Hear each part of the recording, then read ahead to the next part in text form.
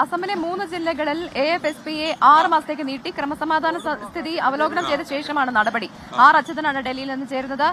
അച്യുതൻ, ഏതൊക്കെ ജില്ലകളിലാണ് ഇപ്പോൾ FSPയെ നീട്ടിയിരിക്കുന്ന വിവരങ്ങൾ എങ്ങനെയാണ്?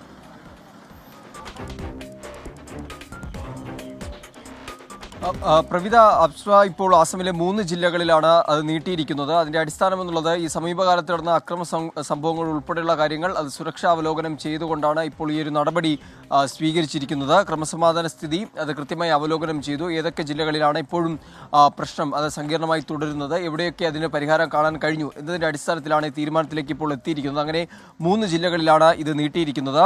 ടിൻസുകിയ, ചാരിഡിയോ, ശിവസാഗർ എന്നീ 3 ജില്ലകളിലാണ് ഈ അഫ്സ്പ ഇപ്പോൾ നീട്ടിയിരിക്കുന്നത്. എന്നാൽ ദിബ്രുഗഡിലെ സാഹചര്യങ്ങൾ മെച്ചപ്പെട്ടതോടുകൂടി ദിബ്രുഗഡിൽ ഏർപ്പെടുത്തിയിരുന്ന അഫ്സ്പ പിൻവലിക്കുകയും ചെയ്തിട്ടുണ്ട്. ഏതായാലും മറ്റ് 3 ജില്ലകളിൽ ഇപ്പോൾ അത് ഏർപ്പെടുത്തിയിരിക്കുകയാണ്. അത് സുരക്ഷാ സാഹചര്യങ്ങൾ കണക്കിലെടുത്തുകൊണ്ടാണ് ആ തീരുമാനത്തിലേക്ക് ഇപ്പോൾ അസം സർക്കാർ കൂടി എത്തിയിരിക്കുന്നത്.